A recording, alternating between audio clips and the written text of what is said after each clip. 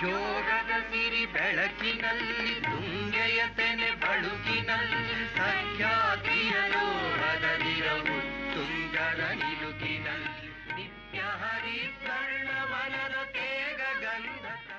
Professor Nisar Ahmed ಅವರೇ, ನೀವು ನಮ್ಮ ಕನ್ನಡ ಬಳಗ ಯುಕೆದ ರಜತ ಮಹೋತ್ಸವಕ್ಕೆ ಬಂದದ್ದು ನಮ್ಮೆಲ್ಲರ ಅದೃಷ್ಟ. 3 ದಿವಸಗಳು ಹೇಗೆ 3 ನಿಮಿಷಗಳಂತೆ ಕಳೆದು ಹೋದುವ ಗೊತ್ತೇ ಆಗಲಿಲ್ಲ. ನಮಗೆಲ್ಲರಿಗೂ ನಿಮ್ಮ ಅನಿಸಿಕೆಗಳನ್ನು ಕೇಳಲಿಕ್ಕೆ ಇಷ್ಟ. ನಿಮ್ಮ ಅನುಭವಗಳನ್ನು ಅಥವಾ ಕಮೆಂಟ್ಸ್ ಅನ್ನು ಹೇಳ್ತೀರಾ? ಹೇಳಿ.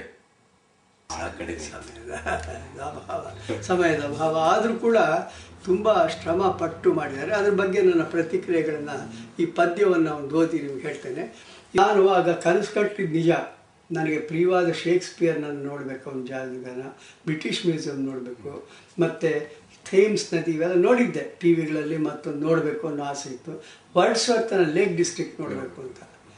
ಅದು ದೈವ ಈಗ ಕರುಣಿಸಿದೆ. ಮತ್ತೆ ಈ ಸಲ ನಮ್ಮ ಭಾನುಮತಿ ಅಧ್ಯಕ್ಷಿಣಿ, ಅವ್ರ ಗಂಡ ಅಪ್ಪಾಜಿಗೌಡ, ನಮ್ಮ ರಾಮಮೂರ್ತಿ ಮತ್ತು ಸೀತಾ, ಇನ್ನು ಕೆಲವರೆಲ್ಲ ನಮ್ಮ ಮನೆಗೆ ಬೆಂಗಳೂರಿಗೆ ಬಂದು ಒಂದು 9-10 ತಿಂಗಳ ಹಿಂದೆ ಕೇಳಿದಾಗ ನೋಡೋಣ, ನಾನು ಮುಂದೆ ಹೇಳ್ತೀನಿ, ಇಲ್ಲ ನೀವು ದಯಮಾಡಿ ಒಪ್ಕೊಳ್ಳಿ, ಭಾಳ ಚೆನ್ನಾಗಿರುತ್ತೆ, ಆಗಸ್ಟಲ್ಲಿ ನಡೆಸ್ತೀವಿ.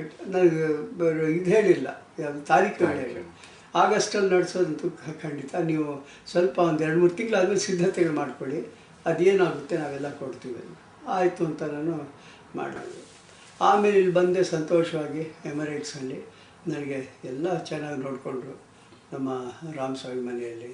ಮತ್ತು ಇದು ಆಮೇಲೆ ಈ ಯಾವ ಜಾಗ, ಚೆಸ್ಟರಲ್ಲಿ, ಚೆಶೈರಲ್ಲಿ ಆಲ್ವರ್ಸ್ಟನ್ ಹಾಲಲ್ಲಿ ನೀವು ಹೇಳಿದ ಹಾಗೆ ಅತ್ಯಂತ ವಿಜೃಂಭಣೆಯಿಂದ ಯಶಸ್ವಿಯಾಗಿ 3 ದಿವಸದ ಕಾರ್ಯಕ್ರಮ ನಡೀತು.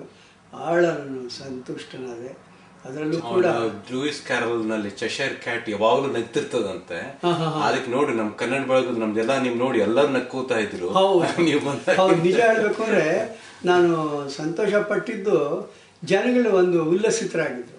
ಆಮೇಲೆ ಊಟೋಪಚಾರಗಳಲ್ಲೆಲ್ಲ ಯಾವುದೇ ರೀತಿಯ ಕೊರತೆ ಆಗಿಲ್ಲ. ಸಾಮಾನ್ಯವಾಗಿ ಏನಾಗುತ್ತೆ, ನಮ್ಮ ಮನೆಯಲ್ಲೇ ಒಂದು ಮದುವೆಯೋ ಒಂದು ಹುಟ್ಟುಹಬ್ಬ ಸಮಾರಂಭವೋ ಆದಾಗ ಒಂದು 20 ಜನಕ್ಕೆ ಕರೆದಾಗಲೂ ಎಂಥ ಒಂದು ಆತಂಕ ಇರುತ್ತೆ, ಎಷ್ಟು ಕಷ್ಟ ಇರುತ್ತೆ ಅಷ್ಟು ಜನ ಸಂಭಾಳಿಸೋದು ಬೆಳಗ್ಗೆ ಸಂಜೆವರೆಗೂ. ಇದು 3 ದಿವಸ ಒಳ್ಳೆ ಒಂದು ರೀತಿಯ ಸವಿಯಾದ ಭೋಜನದ ಜೊತೆಯಲ್ಲಿ ಹೊತ್ತು ಕಾಫಿ ಮತ್ತು ಇದೆಲ್ಲ ಕೊಟ್ಟು ನಮ್ಮನ್ನು ಉಪಚರಿಸಿದ ರೀತಿ. ಅಲ್ಲಿ ಆಂಗ್ಲರೆಲ್ಲ ಯಾರು ನಮಗೆ ಇದೆಲ್ಲ ಕೊಟ್ಟರು, ವಿತರಿಸಿದ್ರು, ಅವರೆಲ್ಲ ನಗ್ನಗ್ತಾ ಹೆಣ್ಮಕ್ಳು ಆ ಗಂಡಸರೆಲ್ಲ ಮಾಡೋದಲ್ಲ, ಅದು ಬಹಳ ದೊಡ್ಡ ಕೆಲಸ. ಆ ಜೊತೆಯಲ್ಲೇ ಈ ಊಟೋಪಚಾರಗಳ ಜೊತೆಯಲ್ಲೇ ಕಾರ್ಯಕ್ರಮಗಳ ಒಂದು ರೀತಿಯ ಸ್ಟ್ಯಾಂಡರ್ಡ್ ಅಂತ ಏನಿತ್ತು, ಶಿಷ್ಟಾಚಾರ ಕೂಡ ಎತ್ತರವಾದ್ದು. ನಿಜ ಹೇಳಬೇಕು ಅಂದರೆ ಚೆನ್ನಾಗಿತ್ತು. ಒಂದು ಮಾತು ಇಲ್ಲೇ ಹೇಳಬೇಕು, ಇಲ್ಲಿ ಸ್ವಲ್ಪ ಈ ಹಾಸ್ಯದ ಇದು ಜಾಸ್ತಿ ಆಯಿತು ನನಗನ್ಸೋದು. ದಯಮಾಡಿ ಇದನ್ನು ತಿಳಿಸಿ ನೀವು. ಸ್ವಲ್ಪ ನಾವು ಕನ್ನಡ ಸಮ್ಮೇಳನ ಅಂತ ಮಾಡಿದ್ಮೇಲೆ, ಅದರಲ್ಲೂ 25ನೇ ವರ್ಷದ ನಿಮ್ಮ ಈ ಒಂದು ಅವಿಸ್ಮರಣೀಯವಾದ ಒಂದು ಕಾರ್ಯಕ್ರಮ ಮಾಡುವಾಗ ಪದೇ ಪದೇ ಒಬ್ಬರನ್ನ ಕರೆಯೋದು, ನೀವು ಬೋರ್ ಆದರೆ ಕೊಡಿ, ಇದು ಏನಾಗುತ್ತೆ, ನಮ್ಮ ಬೇರೆ ಕಾಳಜಿಗಳನ್ನೆಲ್ಲ ಒಂದು ರೀತಿಯಲ್ಲಿ ಸ್ವಲ್ಪ ಗೌಣ ಮಾಡಿಬಿಡುತ್ತೆ. ಇಲ್ಲಿ ಇದು ಬೇಕು, ಗಾಂಭೀರ್ಯನೂ ಬೇಕು, ಜೊತೆಗೆ ಹಾಸ್ಯ ಬೇಕು. ಅದು ಒಂದು ಕಾರಣ ಇರ್ಬೋದು. ಯಾಕಂದ್ರೆ ಜನರು ಇಲ್ಲ ಅಂದ್ರೆ ಮಾತಾಡ್ಲಿಕ್ಕೆ, ಇಲ್ಲಾಂದ್ರೆ ಡಿಸ್ಟ್ರಾಕ್ಟ್ ಆಗಿಬಿಡ್ತಾರೆ. ಇಲ್ಲ ಹಾಗಲ್ಲ. ಇನ್ನೊಂದು ಏನಾಗುತ್ತೆ, ನಾವು ಬೇರೆಯವ್ರು ಮಾತಾಡುವಾಗ ಸ್ವಾರಸ್ಯವಾಗಿ ಮಾತಾಡ್ತಾರೆ ಆದಷ್ಟು. ಈಗ ನಿನ್ನೆ ಜಯಂತ್ ಕಾಯ್ಕಿಣಿ ಮಾತಾಡಿದ್ರು.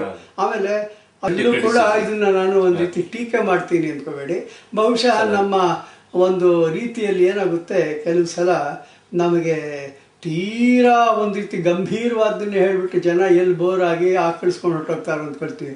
ಆದರೆ ಇಲ್ಲಿ ನೆರೆದಿದ್ದ ಜನ, ನಾನು ಅಮೇರಿಕಾದಲ್ಲಿ ಅಕ್ಕ ಸಮ್ಮೇಳನಕ್ಕೆ ಹೋದಾಗ 28 ರಾಜ್ಯಗಳಿಗೆ ಹೋದಾಗ ಮನೆಗಳಲ್ಲಿ ಮತ್ತು ಆಚೆ ನೋಡಿದ ಜನ ನೋಡಿ ಸಂತೋಷ. ನಮ್ಮ ಸಾಧಾರಣ ಜನಕ್ಕಿಂತ ಭಾಳ ಮೇಲ್ಮಟ್ಟದವ್ರು. ನೀವೆಲ್ಲ ತುಂಬ ಪದವಿಗಳು, ಸ್ನಾತಕೋತ್ತರ ಪದವಿಗಳನ್ನು ಪಡೆದ ಜನ ಇಲ್ಲಿ ನೆನೆ ಬಂದಿದ್ದವರಲ್ಲ. ಡಾಕ್ಟರ್ಸ್ ಯಾರು ಕೂಡ ಇವನಲ್ಲ, ಮೆಕ್ಯಾನಿಕ್ಕು ಕೂಲಿಯವನಲ್ಲ. ಇಲ್ಲಿ ಶಿಷ್ಟ ಜನ, ನೀವೆಲ್ಲ ವಿದ್ಯಾವಂತರು, ಸುಶಿಕ್ಷಿತರು. ಆದ್ದರಿಂದ ನೀವು ಸ್ವಲ್ಪ ಈ ಮನರಂಜನೆಯ ಜೊತೆಯಲ್ಲೇ ಜ್ಞಾನ ಮತ್ತು ಅರಿವಿನ ಒಂದು ತಿಳುವಳಿಕೆ ಒಂದು ಅಂಶವನ್ನು ಸ್ವಲ್ಪ ಸೇರಿಸ್ತಿದ್ದು ಚೆನ್ನಾಗಿತ್ತು. ನನ್ನ ತುಂಬ ಮುಕ್ತವಾದ ಸಲಹೆ. ದಯಮಾಡಿ ಅನ್ನಿಸಭಾವಿಸಬೇಡಿ. ಆದರೆ ನಾವು ಹೇಳೋದು ಬಹಳ ಸುಲಭ. ಜನಗಳು ನೀವು ಹೇಳಿದ ಹಾಗೆ ಆತಂಕ ಇರುತ್ತೆ. ಜನ ಏನು ಪ್ರತಿಕ್ರಿಯಿಸ್ತಾರೋ, ಊಟ ಸರಿಯಾಗಿರುತ್ತೋ ಇಲ್ಲೋ, ಆಮೇಲೆ ಅವ್ರಿಗೆ ವಾಸ್ತವ್ಯ ಅಷ್ಟು ಜನಕ್ಕೆ 300-400 ಜನಕ್ಕೆ ಆ ಒಂದು ಹಳ್ಳಿ ಅಂಥ ಜಾಗದಲ್ಲಿ ಗ್ರಾಮೀಣ ಪ್ರದೇಶದ ಒಂದು ಹಾಲಲ್ಲಿ ಸುತ್ತಮುತ್ತ ಹೋಟ್ಲಲ್ಲಿ ನೀವು ಅರೇಂಜ್ ಮಾಡೋದು ಹುಡುಗಾಟ ಅಲ್ಲ, ಅದು ವ್ಯವಸ್ಥೆ ಮಾಡೋದು. ಎಲ್ಲರೂ ಕೂಡ ಸಂತೋಷವಾಗಿದ್ದರು. ನನಗೂ ಕೂಡ ಒಬ್ಬಂಟಿಯಾಗಿರೋದಕ್ಕೆ ನನಗೊಂದು ಪ್ರತ್ಯೇಕವಾದ ಕೋಣೆನ ಕೊಟ್ಟಿದ್ದು. ನನಗೆ ಕೊಟ್ಟು ಕೋಣೆ ಬಹುಶಃ ಕವಿ ಅಂತ ಆಚೆ ದೊಡ್ಡ ಹೊಲ, ಹಸಿರು ಅಂದರೆ ಹಚ್ಚ ಹಸಿರು, ಅಂಡ್ ಒಬ್ಬ ನರಪಿಳ್ಳೆ ಸುಳಿತಿಲ್ಲ ಅಂಥ ರೂಮ್ ಕೊಟ್ಟಿದ್ರು ಒಬ್ಬನಿಗೆ. ಬಹಳ ಆನಂದ ಪಟ್ಟೆ. ನಾನು ನಿಜ ಹೇಳ್ತೀನಿ, ತುಂಬ ಸಂತೋಷಪಟ್ಟೀನಿ, ತುಂಬ ಸಂತುಷ್ಟಿಯಾಗಿದೆ. ನಾನು ಇಲ್ಲಿ ಬಂದು ನಾನೇನು ಅಂದ್ಕೊಂಡೆ, ಹೆಚ್ಚು ನಾನು ಇಲ್ಲಿ ಭಾಗವಹಿಸೋಕ್ಕಾಗುತ್ತೋ, ನನ್ನ ಮೊದಲನೇ ದಿವಸದ ಕಾರ್ಯಕ್ರಮ ಮುಗಿಸಿ ಎಲ್ಲ ನಾನು ಸುತ್ತಾಡ್ಬಿಡಲ್ಲ ಅನಿಸುತ್ತೆ ನನಗೆ. ಆದರೆ ನಾನು ಎಲ್ಲೂ ಆಚೆ ಹೋಗಿ ಮನಸ್ಸೇ ಬರಲಿಲ್ಲ, ಅಷ್ಟು ಚೆನ್ನಾಗಿತ್ತು. ಆಮೇಲೆ ಅದೆಲ್ಲಕ್ಕಿಂತ ನಿಮ್ಮೆಲ್ಲರ ಆತ್ಮೀಯತೆ, ಅಲ್ಲಿ ಬಂದ ಜನಗಳ ಆತ್ಮೀಯತೆ, ಅವ್ರ ಕಡೆ ಸಹ ನಿಮ್ಮದೆಲ್ಲ ನಾವು ಸ್ಕೂಲಲ್ಲೇ ಓದಿದ್ವಿ ಅಂತಾರೆ, ಓದು ಬೆಳೆದವರು 45-50 ವರ್ಷ ಆಗಿರೋರು. ಆ ಹೆಣ್ಮಕ್ಳಿಗೆ ಮೊಮ್ಮಕ್ಳು ಯಾರು, ಅವರೆಲ್ಲ ನಾವು ಕಾಲೇಜಲ್ಲಿ ಹೋದಾಗ ನಿಮ್ಮದು ಇತ್ತು ಸಹ, ನಾವು ನಿತ್ಯೋತ್ಸವದಿಂದ ಮೇಲೆ ಬಂದವರು ಬೆಳೆದವರು ಹೀಗೆಲ್ಲ ಮಾತಾಡ್ತಾರೆ. ನನಗೆ ಅಯ್ಯೋ ನಿಮ್ಮನ್ನು ಇಲ್ಲಿ ನೋಡ್ತೀವಿ, ನಮ್ಗೆ ಗೊತ್ತೇ ಇಲ್ಲ ಸರ್ ಅಂತಾರೆ. ಆಮೇಲೆ ಮಕ್ಕಳಿಗೆಲ್ಲ ಪರಿಚಯ ಮಾಡಿಸ್ತಾರೆ. ಏನು ರೀ, ನಾನು ಯಾರು, ನೀವ್ಯಾರು, ಇವೆಲ್ಲ ಬಾಂಧವ್ಯ. ಅದು ಕನ್ನಡದ ಒಂದು ಸನ್ಮಂತ್ರದ ಒಂದು ಬಂಧನ, ಕನ್ನಡ ತಾಯಿಯ ಕೃಪೆ. ಆದ್ದರಿಂದ ಈ ದೇಶದಲ್ಲಿದ್ದು ನೀವು ಇಷ್ಟು ಕೆಲಸ ಮಾಡ್ತೀರಲ್ಲ, ಇದು ನಿಜಕ್ಕೂ ಕೂಡ ಅತ್ಯಂತ ಶ್ಲಾಘನೀಯವಾದ್ದು.